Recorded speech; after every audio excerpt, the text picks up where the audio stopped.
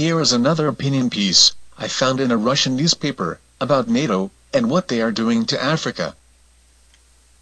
Correct, we might well ask, because Africa is apparently invisible, and has certainly been inaudible, looking on cowering in fear, as a new wave of neocolonialism is launched against her shores, by the same demons who sold Africans into slavery, and stole her resources.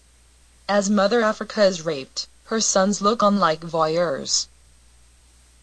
Those of us who have worked hard behind the scenes, telling the world about the real intentions of NATO, telling the world that there is a grand scheme, and a pattern which began with Afghanistan, not in 2001 after 9/11, but back in the 1990s, when Mullah Omar refused to take a bribe from the USA, giving U.S. energy companies transportation rights of the fuel resources from Central Asia across his country.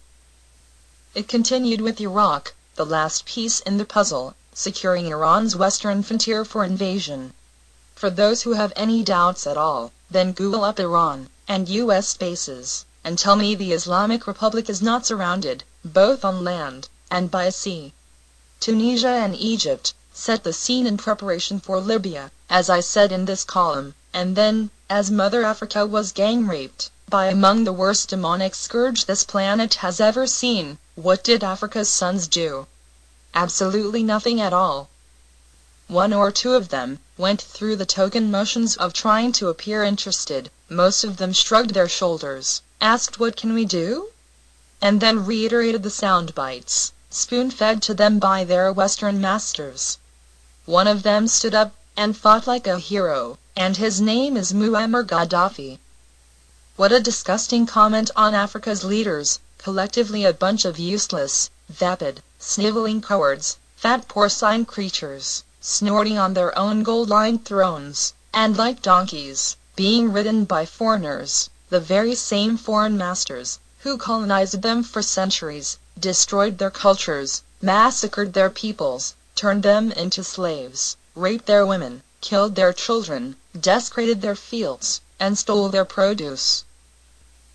It is time Africa stood up for itself, and assumed its position on the world stage. However, with Muammar al-Gaddafi apparently removed from the scene, gone is the influence behind a unified Africa, gone are the Pan-African projects, providing Africa with African solutions for African problems, gone is the African financing for African interests. And as NATO destroyed the African dream, before our very eyes this year, 2011, watch this space as Libya free falls to become, once again, one of the poorest countries on earth, as instead of sporting a billionaire sovereign fund, it becomes indebted to the greedy IMF bankers, and its future and independence are sold out to foreigners. In fact, this has already happened, thanks to NATO's terrorists, you know, those bearded wonders, who decapitated Negroes in the streets, raped girls and women, torched buildings, ransacked government and private property, and went on a murderous looting spree.